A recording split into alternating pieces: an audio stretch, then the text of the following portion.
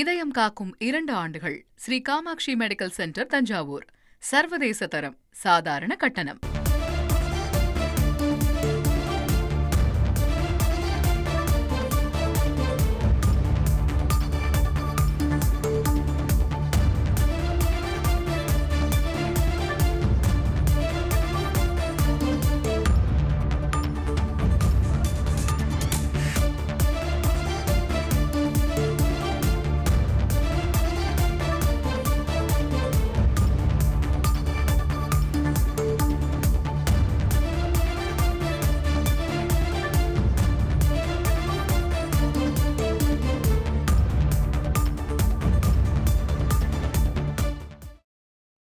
அண்ணா பல்கலைக்கழக மாணவி பாலியல் வன்கொடுமை வழக்கு விவகாரம் தொடர்பாக தமிழக பாஜகவினுடைய முன்னாள் தலைவர் அண்ணாமலையிடம் விசாரிக்க கோரிய மனு தள்ளுபடி செய்து உத்தரவு பிறப்பித்திருக்கிறது சென்னை உயர்நீதிமன்றம்.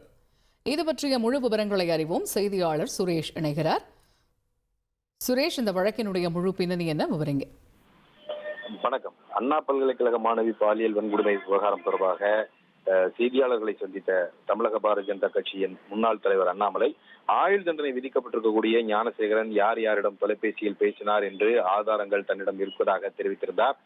இது தொடர்பாக அண்ணாமலையிடம் விசாரணை நடத்த வேண்டும் என்ற கோரிக்கையுடன் வழக்கறிஞர் எம்எல் ரவி சென்னை உயர்நீதிமன்றத்தில் ஒரு மனு தாக்கல் செய்திருக்கிறார். அந்த மனுவில் ஞானசேகரன் யார் யாரிடம் பேசினார் என்று தொலைபேசி உரையாடல்கள் தொடர்பான ஆவணங்கள் தன்னிடம் இருப்பதாக கூறிய அண்ணாமலை அதனை வழக்கை விசாரித்த சிறப்பு புலனாய்வு குழுவிடம் வழங்கவில்லை என்று தெரிவித்திருக்கிறார்.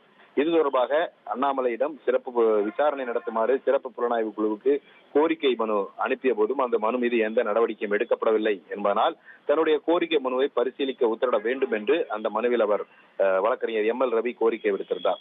இந்த மனு நீதிபதி வேல்முருகன் முன்பு இன்றைக்கு விசாரணைக்கு வந்தபோது மனுதாரர் தரப்பில் ஆஜரான வழக்கறிஞர் ஞானசேகரன் மட்டுமே குற்றவாளி என மகளிர் நீதிமன்றம் அறிவித்துள்ள நிலையில் அவர் யார் யாரிடம் பேசினார் என்பதற்கான ஆதாரங்கள் உள்ளதாக கூறிய அண்ணாமலைக்கு சம்மன் அனுப்பி அனைத்து ஆதாரங்களையும் பெற்று விசாரிக்க வேண்டும் என்ற ஒரு கோரிக்கையை முன்வைத்தார்.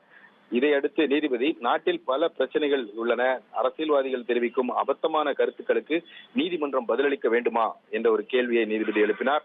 அதே போல இந்த வழக்குகள் தாக்கல் செய்ய வேண்டுமென்றால் இது போன்ற வழக்குகள் தாக்கல் செய்ய வேண்டும் என்றால் தினமும் 100 வழக்குகள் தாக்கல் செய்ய வேண்டி வரும் என்றும் இதற்காக நேரத்தை வீணடிக்க வேண்டாம் என்றும் நீதிபதி தெரிவித்தார்.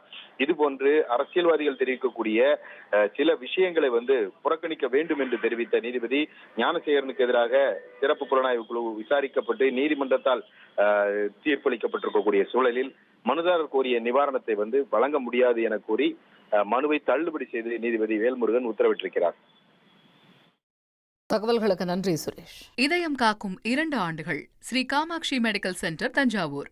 சர்வதேச தரம், சாதாரண கட்டணம்.